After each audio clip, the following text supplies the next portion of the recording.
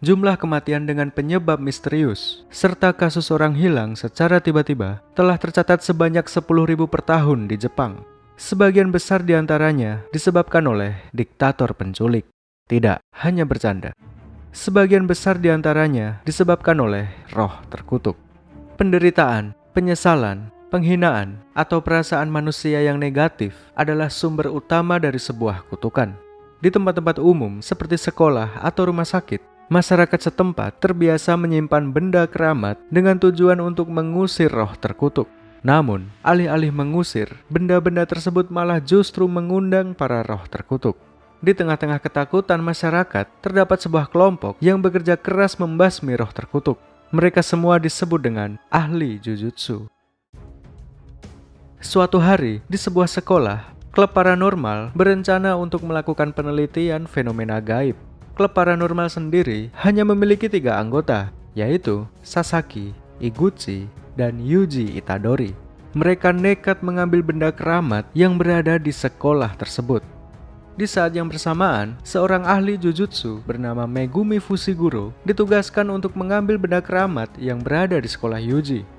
Ketika dia berpapasan dengan Yuji, dia langsung mendeteksi aura kutukan yang terpancar. Megumi pun berusaha berbicara dengannya, namun Yuji sedang terburu-buru menuju ke rumah sakit.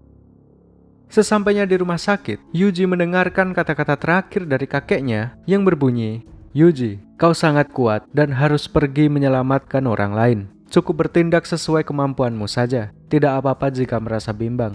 Juga, jangan keberatan jika tidak mendapatkan ucapan terima kasih. Pokoknya, kau harus berusaha menyelamatkan banyak orang. Kau harus meninggal dalam keadaan dikelilingi banyak orang. Jangan seperti aku ini." Tepat setelah mengatakan pesan tersebut, kakek Yuji pun meninggal dunia. Lalu, malam harinya, Megumi menemui Yuji yang berada di rumah sakit.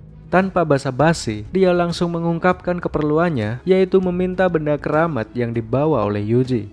Yuji pun tanpa ragu memberikan benda tersebut. Namun, setelah diperiksa oleh Megumi, ternyata isinya tidak ada.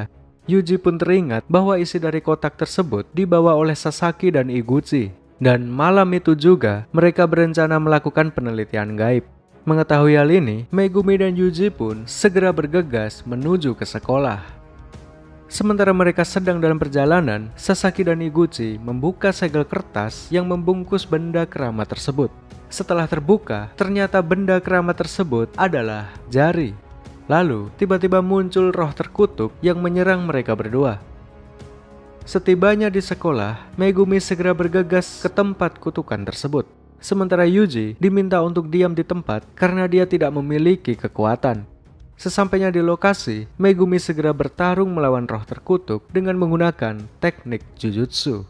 Dia sempat merasa kesulitan karena kutukan tersebut menyandra Sasaki dan Iguchi. Kemudian, tidak disangka-sangka, Yuji datang dan menghajar kutukan tersebut. Dia pun menyelamatkan Sasaki dan Iguchi, lalu Megumi segera memurnikan kutukan tersebut.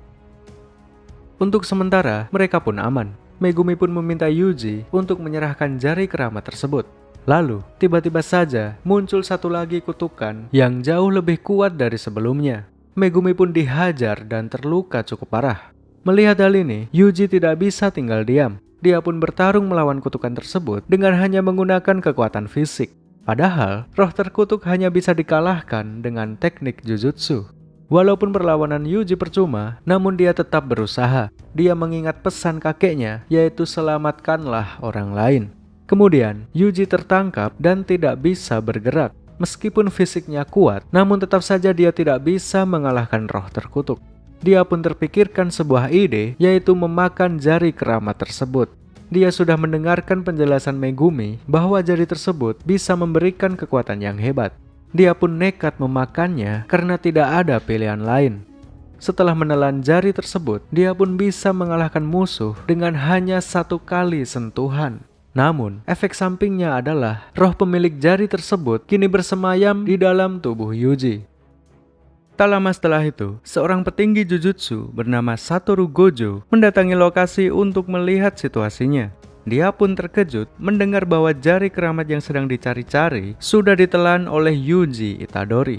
Bahkan, yang lebih mengejutkan lagi, Yuji bisa mengendalikan kutukan tersebut. Ini adalah fenomena yang sangat langka. Seorang manusia biasa menelan jari kutukan dan bisa mengendalikannya. Artinya, Yuji adalah orang yang spesial.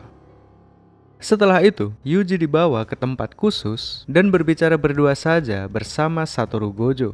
Gojo menjelaskan bahwa jari keramat tersebut adalah jari milik Ryomen Sukuna.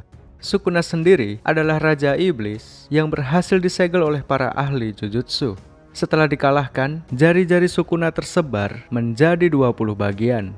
Karena tangannya ada 4, maka jarinya ada 20. Untuk saat ini, para petinggi Jujutsu sudah menjaga total 6 jari. Jari-jari Sukuna tidak bisa dihancurkan dan segelnya pun mulai melemah. Namun, kemunculan Yuji sudah merubah segalanya. Sebenarnya, menelan jari Sukuna merupakan pelanggaran hukum yang berat. Sukuna yang harusnya disegel malah ditelan dan sekarang dia memiliki tubuh. Para petinggi Jujutsu menginginkan Yuji untuk dibunuh secepat mungkin karena bisa gawat jika Sukuna malah bangkit dengan memanfaatkan tubuh Yuji.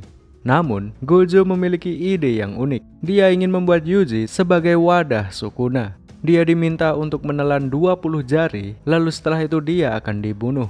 Dengan begitu, Sukuna akan mati sepenuhnya dan para petinggi tidak perlu repot-repot menyegel iblis tersebut.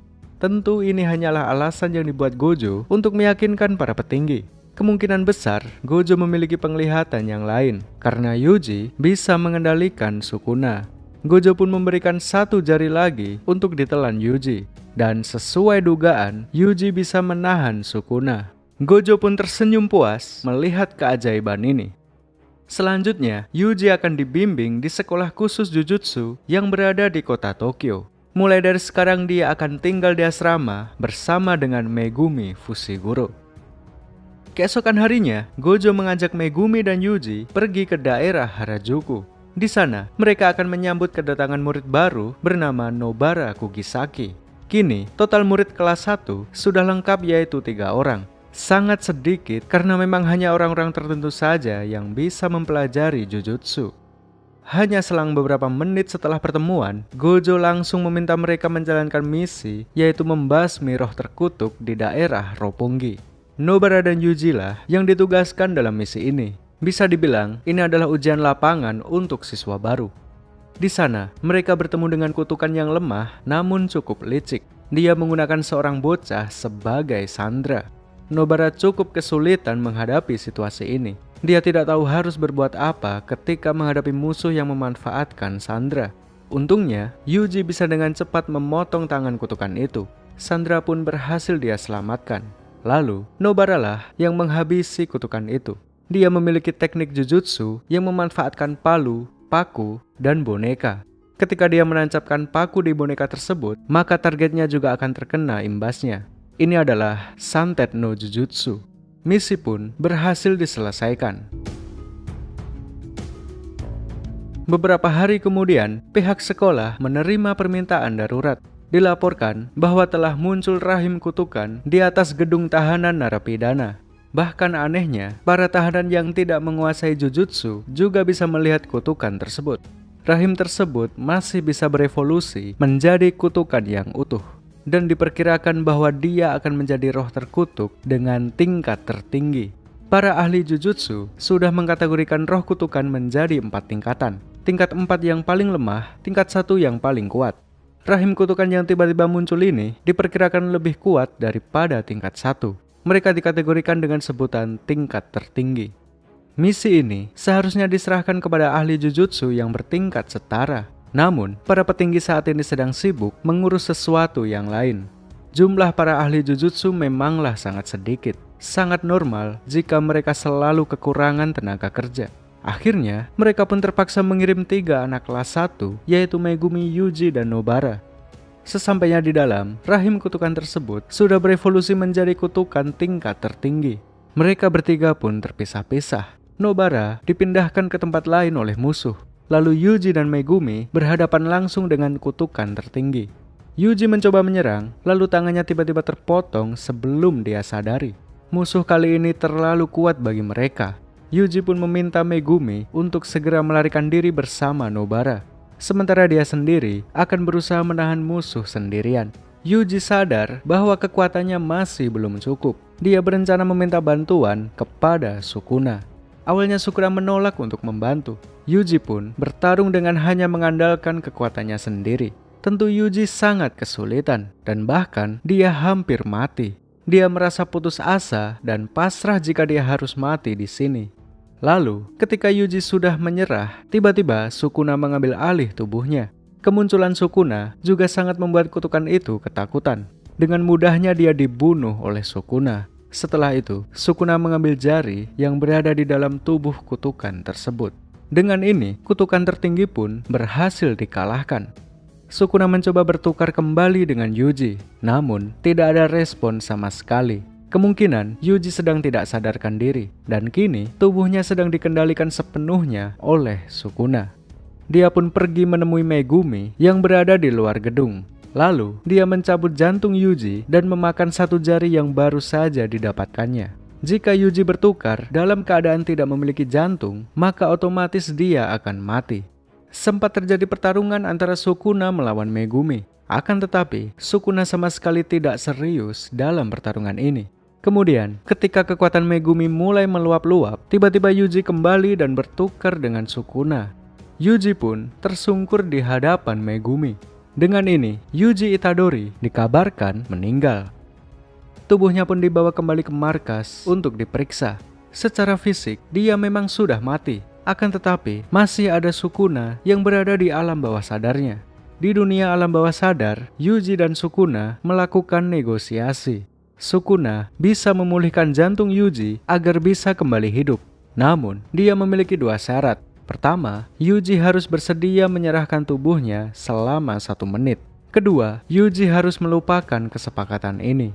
Sukuna juga berjanji dia tidak akan membunuh atau menyakiti orang lain ketika dia mengendalikan tubuh Yuji. Pada awalnya, Yuji tidak bersedia menyepakati perjanjian ini. Dia ingin dibangkitkan tanpa syarat apapun. Mendengar hal ini, Sukuna pun memberikan alternatif lain. Mereka akan bertarung 1 lawan 1. Jika Sukuna menang, Yuji harus bersedia menerima syarat darinya. Jika Yuji menang, maka dia akan dibangkitkan tanpa syarat. Selang beberapa detik setelah bersepakat, Yuji langsung kalah melawan Sukuna. Pada akhirnya, Yuji dibangkitkan dengan memakai syarat dari Sukuna. Yuji pun terbangun dalam keadaan telanjang di ruang otopsi. Hanya ada 3 orang di ruangan tersebut. Salah satunya adalah Satoru Gojo. Kebahagiaan terlihat dari senyuman di wajahnya. Dia pun menyambut hangat kembalinya murid kesayangannya. Setelah itu, Gojo berencana untuk merahasiakan kebangkitan Yuji. Dia akan melatih Yuji secara privat. Lalu, ketika Yuji sudah menguasai dasar-dasar Jujutsu, barulah dia akan dikembalikan di kelas umum. Di sisi lain, terdapat seorang ahli Jujutsu yang sedang berdiskusi bersama roh terkutuk. Dia bernama Suguru Geto. Tentu dia sangatlah kuat, bahkan para kutukan sangat menghormatinya. Para kutukan meminta saran kepada Geto tentang bagaimana caranya mengalahkan ahli Jujutsu. Geto berkata, ada 2 syarat yang harus dipenuhi untuk bisa memenangkan perang. Pertama, mengalahkan ahli Jujutsu terkuat, yaitu Satoru Gojo. Kedua, mengajak Sukuna atau Yuji untuk menjadi rekan. Jika 2 syarat tersebut bisa dipenuhi, maka para kutukan bisa dipastikan menang. Ketika malam tiba, dimulailah rencana penyerangan Satoru Gojo. Kutukan yang menyerang Gojo ini bernama Jogo. Dia masuk dalam kategori tingkat tertinggi yang belum terdaftar. Namun, meskipun begitu, dia tetap saja kesulitan melawan Satoru Gojo. Bahkan, Satoru sempat berteleportasi untuk membawa Yuji ke medan pertempuran. Dia ingin menjadikan pertarungan ini sebagai media latihan untuk Yuji. Satoru ingin menunjukkan puncak tertinggi dari Jujutsu yang disebut dengan Ryoiki Tenkai. Atau jika diartikan dalam bahasa Indonesia, artinya adalah perluasan wilayah. Jogo terlebih dulu menggunakan tenkainya yang berupa daerah gunung yang dipenuhi lahar. Satu-satunya cara mengalahkan tenkai adalah dengan menimpanya dengan tenkai lain. Satoru pun menggunakan tenkainya yang berupa ruangan hampa tanpa batas. Musuh yang berada di dalam tenkai ini tidak bisa melakukan apapun. Akhirnya, Satoru berhasil memenggal kepala Jogo. Namun, dia masih dibiarkan hidup untuk diinterogasi. Sayangnya, nyawa Jogo berhasil diselamatkan oleh rekan kutukannya yang bernama Hanami. Mereka pun melarikan diri sambil menyembunyikan hawa keberadaannya. Pada akhirnya, Hanami dan Jogo berhasil kembali ke markas persembunyian mereka. Di sana, ada Geto dan seorang pemimpin kutukan bernama Mahito. Dialah pemimpin dari Jogo dan kawan-kawan. Dia merupakan kutukan yang menjalin kerjasama dengan Geto. 1 bulan kemudian, Mahito segera memulai rencananya. Dia mengunjungi bioskop dan membunuh 3 orang di sana. Terdapat 1 orang yang melihat kejadian itu. Dia adalah seorang anak muda bernama Junpei Yoshino. Melihat kejadian ini, Junpei memutuskan untuk mengikuti Mahito untuk berbicara dengannya. Perasaannya saat ini sedang tidak menentu. 3 orang yang dibunuh Mahito di bioskop adalah siswa satu sekolah dengan Junpei. 3 orang tersebut seringkali membuli Junpei di sekolah. Artinya, yang dilakukan Mahito secara tidak langsung sudah menyelamatkan Junpei. Semenjak kejadian itu, Junpei kini mengikuti Mahito dan berteman dengannya. Mahito juga memberitahukan segala sesuatu tentang kutukan dan juga ahli jujutsu. Dia memang sengaja melakukan ini untuk merubah Junpei sebagai bidaknya. Sementara itu, Gojo meminta juniornya yang bernama Kento Nanami untuk menyelidiki kasus ini. Dia adalah seorang ahli jujutsu tingkat 1. Dia juga diminta untuk membawa Yuji agar bisa sekalian belajar. Berangkatlah mereka ke tempat kejadian perkara. Di sana, mereka menemukan bukti berupa rekaman CCTV. Junpei terlihat jelas dalam video tersebut. Nanami pun memutuskan untuk meminta Yuji untuk menyelidiki Junpei. Sementara Nanami akan mencari Mahito. Nanami sudah menyadari bahwa Mahito memang sengaja meninggalkan jejak. Artinya, ini merupakan tantangan secara langsung. Berangkatlah dia menemui Mahito. Tanpa berlama-lama, mereka pun segera bertarung. Baik Nanami ataupun Mahito, mereka berdua ingin menguji seberapa hebat kekuatan musuh. Mahito sendiri juga masih awam dengan teknik jujutsu. Dia bertarung dengan hanya menggunakan kekuatan fisik. Berbeda dengan Jogo yang sudah bisa menguasai perluasan wilayah. Nanami dan Mahito sama-sama terluka dalam pertarungan ini. Setelah cukup bertarung, mereka pun akhirnya berpisah. Sementara itu, Yuji berhasil mendekati Junpei dan bahkan berteman dengannya. Dia juga diundang untuk makan malam oleh ibunya. Pertemanan mereka pun semakin erat karena mereka memiliki hobi yang sama. Hari pun menjelang malam dan Yuji pun pulang ke asrama. Lalu, tanpa disadari, Mahito menaruh jari Sukuna di rumah Junpei. Akibatnya, muncul kutukan yang menewaskan ibu Junpei. Pagi harinya, Mahito menghasut Junpei bahwa jari Sukuna tersebut sengaja diletakkan oleh seseorang. Lalu Junpei pergi ke sekolah dan menuduh seorang siswa licik yang sering menggunakan uang untuk memberi prestasi atau gelar juara. Mulai dari sini perasaan Junpei dipenuhi dengan dendam dan kebencian. Dari sinilah juga dia mulai bisa menggunakan teknik jujutsu. Sama seperti kutukan, teknik jujutsu sendiri berasal dari perasaan negatif manusia, seperti kebencian, dendam, penyesalan, dan sebagainya. Karena perasaan Junpei saat ini dipenuhi kebencian, maka energi negatif muncul menyelimuti tubuhnya. Tinggal diolah sedikit saja, Junpei bisa menjadi ahli jujutsu. Sayangnya, dia terhasut oleh Mahito dan menyusuri jalan yang salah. Yuji pun segera menemui Junpei untuk menyadarkannya. Mereka sempat bertarung dan Yuji lah yang mengendalikan pertarungan ini. Bisa saja dia mengalahkan Junpei dengan mudah. Namun, Yuji sengaja menerima serangan Junpei demi menyadarkannya. Lalu, ketika Junpei mulai tersadar, Mahito datang dan merusak segalanya. Dia mengubah Junpei menjadi kutukan di depan mata Yuji. Yuji sempat meminta tolong Sukuna untuk memulihkan Junpei. Yuji juga siap memberikan tubuhnya sebagai imbalan. Saat ini, Yuji tidak mengingat bahwa dia sudah melakukan kontrak dengan Sukuna. Ini adalah efek dari syarat kedua, yaitu Yuji harus melupakan perjanjian yang sudah dibuat. Kejadian ini juga membuat Mahito kebingungan. Dia heran kenapa Sukuna menolak penawaran ini, padahal dia bisa langsung bebas. Memang inilah tujuan Mahito yang sebenarnya. Dia ingin membebaskan Sukuna lalu mengajaknya bergabung sebagai rekan. Namun, Mahito tidak tahu bahwa Sukuna sudah terikat kontrak dengan Yuji. Lalu yang dilakukan Sukuna adalah dia memprovokasi Yuji dengan maksud untuk memupuk energi negatifnya.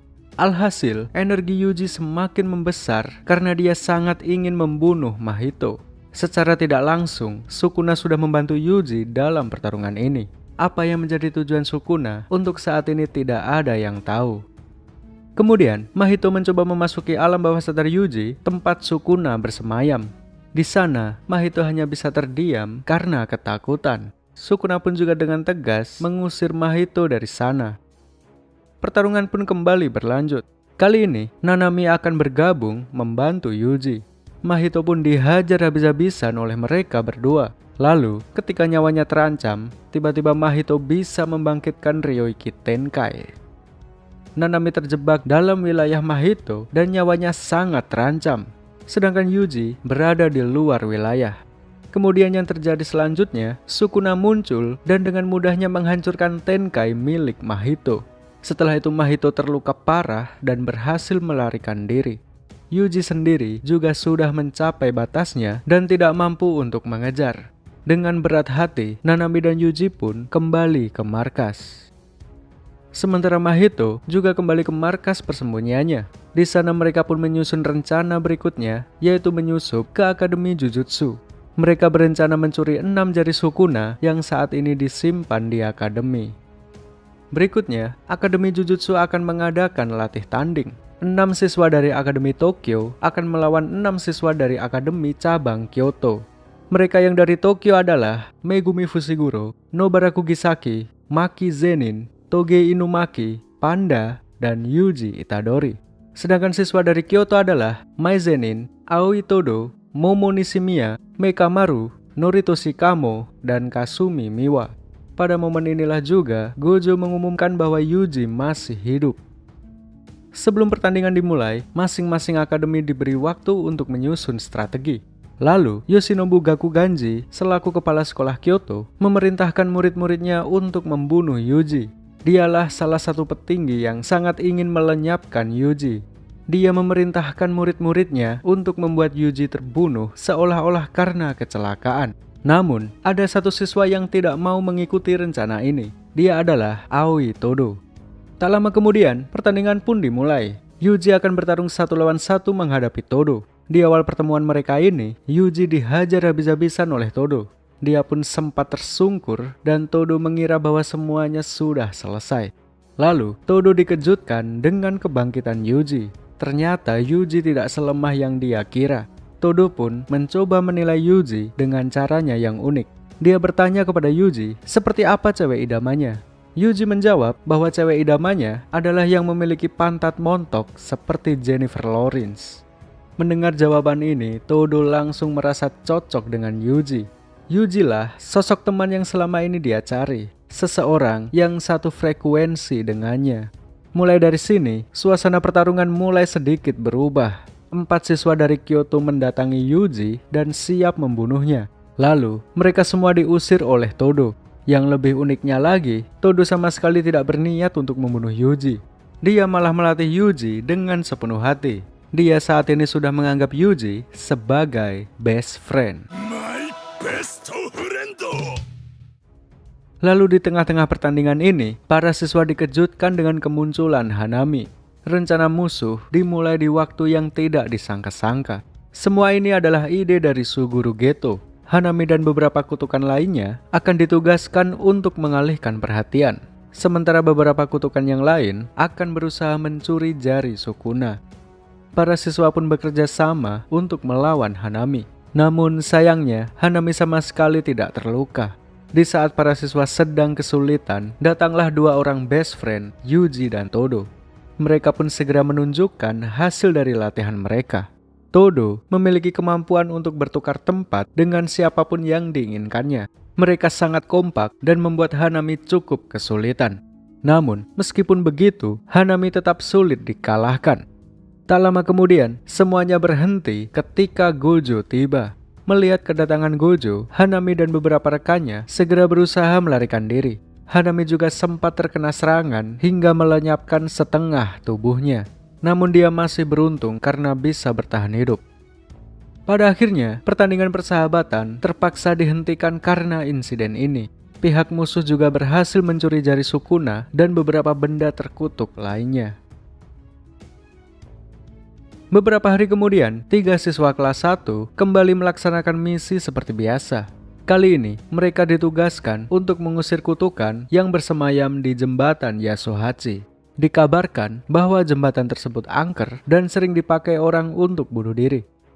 Sesampainya di sana, mereka harus menghadapi 3 kutukan yang berbeda. Salah satu dari kutukan tersebut merupakan manifestasi dari jari Sukuna, monster yang sama yang muncul di gedung tahanan narapidana. Kali ini, Megumilah yang akan menghadapi monster tersebut. Tentu dia merasa kesulitan. Dia sempat hampir kalah dihajar monster tersebut. Kemudian, di saat-saat terakhir, kekuatan Megumi tiba-tiba meningkat. Kini, dia bisa menggunakan teknik tertinggi Jujutsu, yaitu Ryoiki Tenkai. Dengan menggunakan perluasan wilayah, Megumi pun berhasil mengalahkan kutukan tersebut. Sementara Yuji dan Nobara juga berhasil mengalahkan musuh. Lalu, ketika Megumi menyerahkan jari Sukuna, tiba-tiba Sukuna muncul melalui tangan Yuji. Kini, Yuji sudah menyerap 4 jari. Berkat jasa mereka bertiga, akhirnya jembatan Yasuhachi pun berhasil dimurnikan. Berkat keberhasilan ini, Yuji, Megumi, dan Nobara direkomendasikan menjadi tingkat 1 oleh Aoi Todo. Artinya kekuatan mereka bertiga sekarang sudah diakui secara resmi. Jujutsu Kaisen Season 1 selesai.